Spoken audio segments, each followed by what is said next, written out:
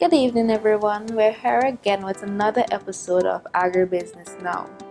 I would like to thank everyone who made a special effort to join us tonight, and to those joining us for the first time, I hope that you'll enjoy the program. On this evening's program, we have for you more information on the Agricultural Produce and Livestock Act of 2007. Persons are given the opportunity to be a part of the Work Training Exchange program. And the Forestry Department hosts a Dendrology workshop.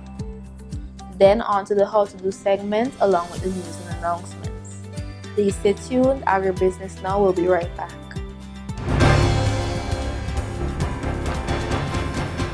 Did you know that the OECS Agriculture Competitiveness Project, otherwise known as AgriCom project, has been officially launched? Well, it was. And the project aims at enhancing access to markets and sales for competitively selected farmers and fisher folks. But to access funds, you must be part of a productive alliance. So what is a productive alliance, you ask?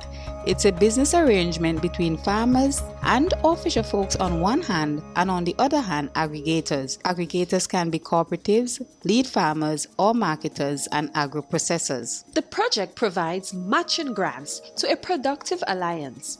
A minimum of 10 farmers or fishers and an aggregator, such as a lead farmer, a cooperative, marketer, or an agro-processor. Farmers and fisher folk in Productive Alliance can receive up to $8,000, while the aggregator, lead farmer or fisher, cooperative, marketer, or agro-processor can receive up to $120,000. For more information, please contact Ministry of Agriculture, Richmond Hill at 456-1410 or 456-1111, extension 311 or 321, or email agricomsvg@mail.gov.vc. Thank you for staying tuned. If you're just joining us, you're watching Agri Business Now. On our first segment of the program, we'll continue on our journey to understanding more about the Agricultural Produce and Livestock Act. Mr. Noel Bruce, legal advisor to the Farmer Support Company Limited, will be explaining Section 15, which deals with the trials of the person before the magistrate. Let's deal with Section 15 of the Act. It's trial of person before magistrate under Section 14. So a magistrate may call upon any person brought or appearing before him under Section 14, which we have just discussed, to give an account to the satisfaction of the magistrate. A. By what lawful means agricultural produce or livestock reasonably suspected of having been unlawfully obtained came to be in the house, the store, the yard or place or the land where the agricultural produce or livestock was found. So at the time of the trial, you are expected to give an account by what lawful means these agricultural produce or livestock suspected of having been unlawfully obtained are in your possession or in your the vicinity or where you are dwelling, or that you have knowledge of. Now, on previous program, we have addressed the issue of the certificate of purchase and the receipt. Now, if you have documentation, one of these two pieces of instrument, to show how you came about having those items, whether it's agricultural produce or livestock, then you are in the clear. But you must be able to trace it, and that is the purpose of the Act. This is the purpose of this section, and that is why we have been spending so much time informing you, educating you, and telling you that you need to follow these procedures. You need, if you are a registered farmer, to get come to the Ministry of Agriculture and get a copy, a book of certificate of purchase. In section 15B, that he was not privy to the placing of the agricultural produce or livestock in the house, the store, the yard or place or on the land, knowing or having reasonable cause to suspect the same to have been unlawfully obtained. You have to be able to explain that you do not have knowledge of the placing, the concealment or the lodging of the agricultural goods or produce. Now, I would think that you will have a hard time explaining that you have no knowledge of agricultural produce that is stored in your house or in your store. So the thing is that it is quite possible, I'm just creating scenarios here now, it is quite possible that you could have obtained these goods, agricultural produce or livestock, lawfully in that you have paid for them. But the person who you purchased those goods from or livestock did not obtain it lawfully. And therefore, because they did not obtain it lawfully, the majority of the time, they are unable to issue you with a certificate of purchase or a receipt. And that is why it is important that if you are going to purchase livestock or agricultural produce, that you insist that the seller provide you with an authentic copy of either a certificate of purchase or a receipt. And we have explained the certificate of purchase in previous program, and in a subsequent program we will discuss, go through the receipt and to show you how they differ. So we are educating you so that you know how to conduct business when dealing with agricultural produce or livestock. We are asking you to protect yourself. Follow the law. Make sure that when you acquire agricultural produce and livestock, and remember, if they are over the value of $50 or more, or the weight of 5 kilograms or more, you follow the law. Ensure that you are issued with either a certificate of purchase or a receipt to protect yourself. Water. It is 75% of the Earth's surface, yet it is scarce in some places. It's 70% of our body's mass, yet many do not drink that 8 glasses per day. The forest plays an important part in the water cycle by protecting our watersheds. Water is life. Protect the forest. Preserve life. On September 17, 2019, a media briefing was held at the Ministry of Agriculture's conference room in recognition of the persons that were given the opportunity to be a part of the Work Training Exchange program in Canada. At this briefing, the Minister of Agriculture, Honorable Suboto Caesar, gave some remarks as well as some words of encouragement. I wish to take this opportunity to thank the Department of Labor for the excellent work over the last 6 months. I am pleased to report that it is the largest number of persons that we have ever witnessed going on the Canadian Farm Workers Training Program in the history of the program. In fact, we are currently at 355 persons, and before the end of November, some 26 additional persons will be going on to the program. Approximately 3 years ago, a delegation left St. Vincent and the Grenadines, and we spent approximately 2 weeks in Canada going to different employers to ensure that we were able to assess the working environment and to diversify the approach to the program, because historically, persons traditionally worked on apple farms, some persons dealt with potatoes, but we wanted to venture into new areas, especially the services sector, hospitality industry, and special attention was also being paid to the fishing industry in Canada.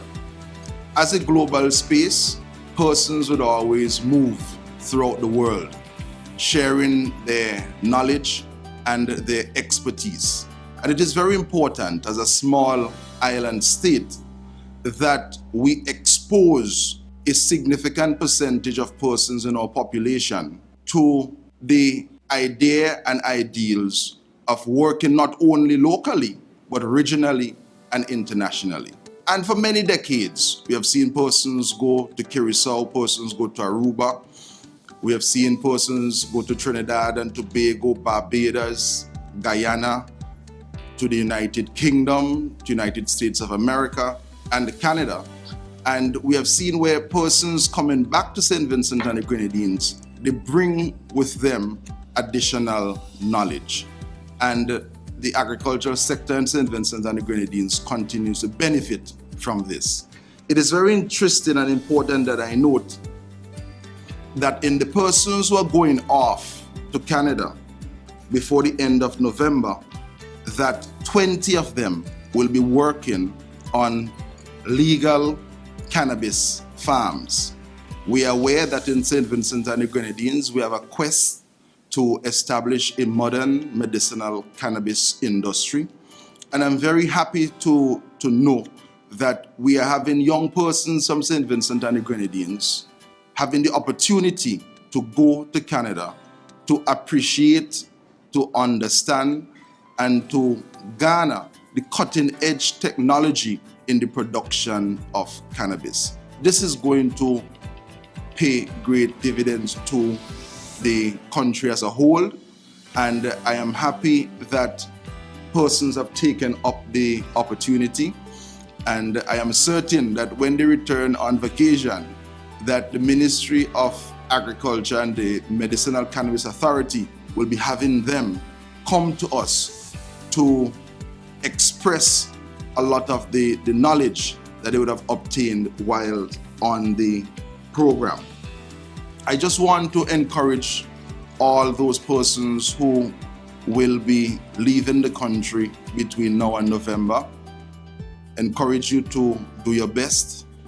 Honesty is always the best policy. We receive reports from the different farmers and from the OECS organization, which is managing the program. And we have been doing well as a country. And I am also saying this in the context that the Department of Labor currently has embarked on a national drive to recruit workers to work nationally, regionally, and internationally.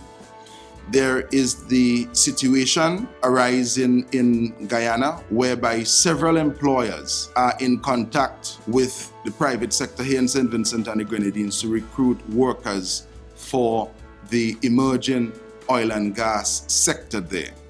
And we are collecting the information so that we can be on top of the processing. We are also expecting a further expansion in the request for persons to go to Canada, and we expect an increase in the uptake in 2020. I again want to thank the very hard-working staff of the Department of Labor, and I wish that we will continue to be steadfast and resolute as we work to build this blessed nation of ours.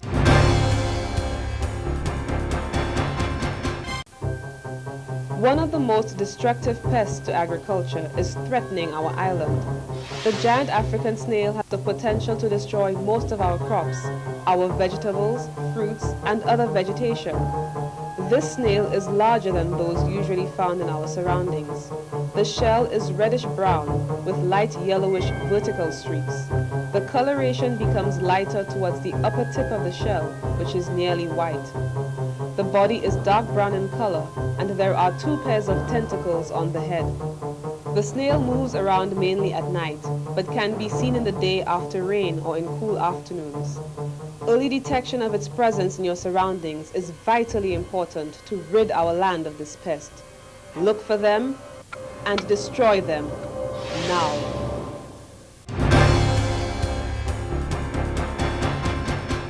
Dendrology is defined as a scientific study of trees, which will not only be beneficial to workers, but also to citizens of St. Vincent and the Grenadines. On 5th September 2019, as part of Forestry Focus Month, a Dendrology training workshop was held at the Forestry headquarters in Camden Park. Participants were given the opportunity to identify the different species of trees by just looking at their external features. Dendrology is the identification of trees using a number of parameters, right? Because as you know, forestry is about trees, and it's important that you know the taxonomy of these trees that you are planting. And if you don't have knowledge of it, and if you don't know the names and those sort of things, then you will be ignorant, and the community and area that you plant would be as much ignorant and even worse off than you. So the importance of dendrology is to pass on the knowledge and information about these trees, from the foliage, the crown, the use and purpose of it, the flowers, the fruits, the growing pattern, the disease that they may be exposed to, and what sort of protection you have to put in place to ensure that you have a good product at the end. And if it is going to be converted into lumber, that at the end of the day you get good lumber, because some trees are planted for lumber, some for other purpose. So it's ensuring that the younger generation also know these things. And it's something that also other persons should know in the general public. Because we see a tree and we just say it's a tree. But what type of tree it is? What are the value of those trees? Kingston is hot. You can hardly see a tree in and around the capital itself. But we can create green space. We have simple trees that can be planted, whether in plantlets, pots or what, even in buildings or on building, to help to reduce the heat and humidity that is impacting on Kingston. What we'd like to achieve with dendrology is that the younger staff would understand the importance of the knowledge of knowing about trees. So when they're out in the field now, instead of just passing by a tree, absent-minded, they could easily say, well, oh yes, that is a teak tree, and the importance of that teak tree being there. Or that is a green heart, that is a mahogany, that is a neem, or even some herbaceous plant that may be good for some medicinal purpose. With you getting that knowledge now, as you say, knowledge is power. You have the power now to activate and do extra things. Well, the training was based on dendrology, and at Forestry, dendrology plays an important role to us because we as foresters have to know each plant, the leaves, the stem, and especially the rooting system of the tree. This will help us based on when we're doing tours. So for example, like if we're doing a school tour to Vermont Nature Trail, we had to show them with other students how these trees are planted, how they are shaped, how you can easily be identified, and such like that. In the workshop itself, I learned that it had different types of leaves, rooting systems, and also stems. Well, the practical work of it is like when you go out in the field and then a buyer come to the nursery and they said how they want to bloom a tree. You have to identify the tree. You have to know it by the leaves, and also it does be a plant called a hibiscus. That is the bloomer home. This field dendrology, right, is a very important field, and you can learn plenty from it. You will learn a lot. You will learn the scientific aspect of a tree. You will learn different types of roots, systems, leaves. And I urge students, especially at the technical college right now and community college, but if you're doing agriculture science, it's an important field. You will learn plenty. And the more you go out in the field, is the more you will enjoy it, and the more you will get a proper knowledge about dendrology. Today, as part of our Forestry Focus 2019, we have a dendrology training, and today I'm just going to tell you a bit about the teak tree.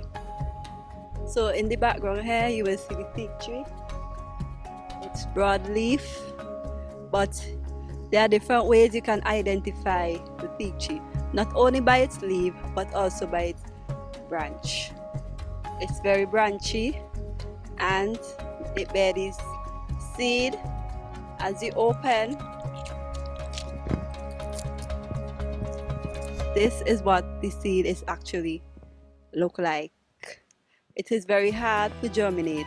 As part of this dendrology training, it is going to help me to identify trees in the forest by their barks, leaves, and also their fruit.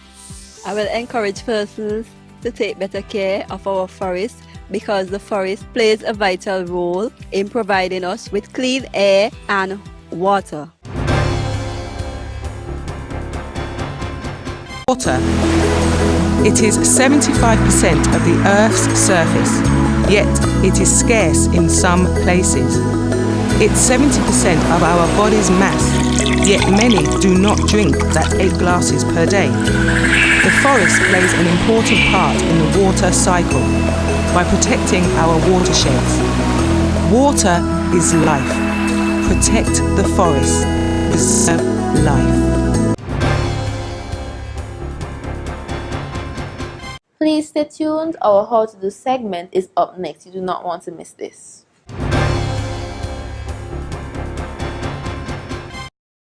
Before a hurricane, secure farm machinery and tools. Farm machinery should be filled with fuel. Store enough water and feed to last livestock for at least 1 week. Stockpile feed and place at least 2 feet above ground in dry flood resistant area. Prune trees and branches that are directly over livestock houses and other farm building. Store pesticides and other farm chemicals away from feed and planting materials. Secure important documents in waterproof containers. Remove cattle and small ruminants from low-lying areas and take ground. Remove irrigation lines. Secure farm records and store in a dry, safe place. Disconnect all electrical fixtures on farm. Ensure that you have a first aid kit and store in a safe, dry place. And secure planting material for the afterstorm.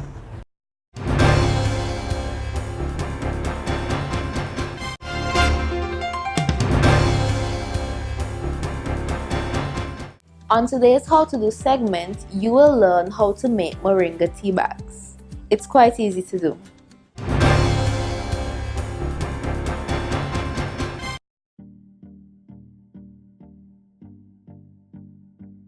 Now let's take a look at how to make your own moringa tea bags.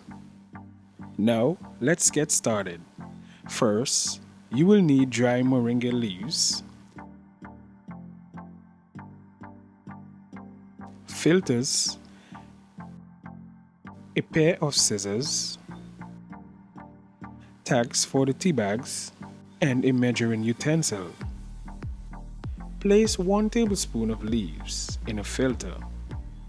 You don't want to add too much because you do want to be able to close your filter. Attach the tag to the tea bag.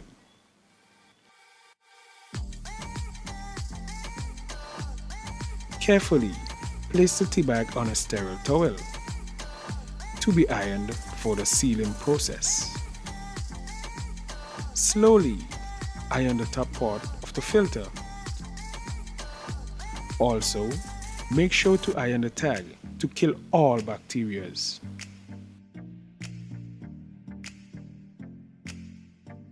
check to make sure both ends are properly sealed. Now, we have a completed product, the Moringa tea bag.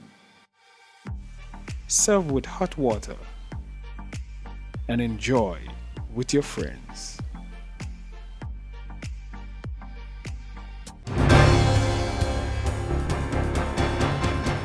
Up next, the news and announcements. Here are the news and announcements.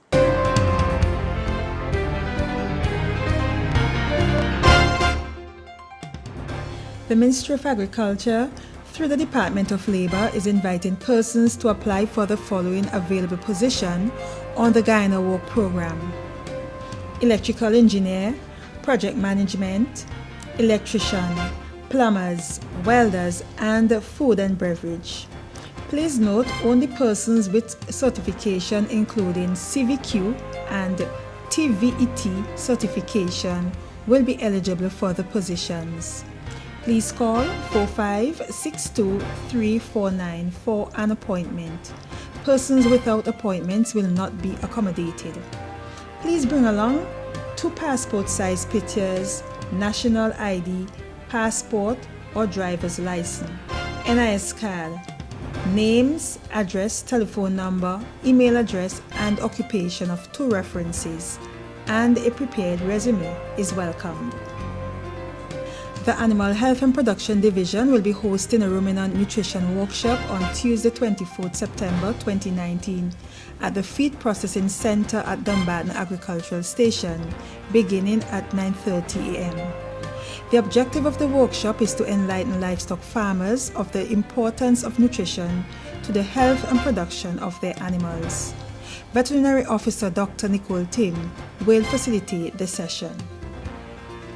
Approximately 15 farmers will be exposed to basic crop husbandry in passion fruit production on Wednesday, 25th September 2019 at the Rose Hall Community Center.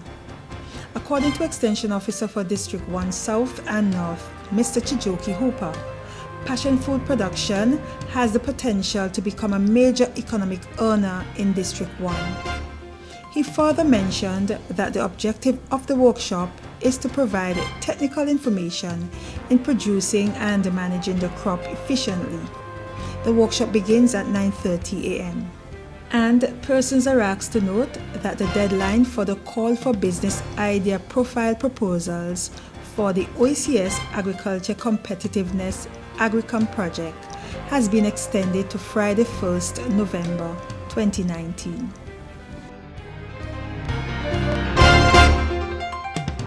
We are at the end of another program. I hope that you enjoyed it. For more information, feel free to contact us at the Communications Unit within the Ministry of Agriculture at 456-1111, extension 312 or 472, or email us at citumaf2@hotmail.com. Remember, you can view more of Agri Business Now programs on our YouTube channel, Agri Business Now St. Vincent, or like our Facebook page, www.facebook.com/agribusinessnow to get more updates. Until next time, I am your host, Nakita Samuel. Thank you for viewing and do have yourself a wonderful night.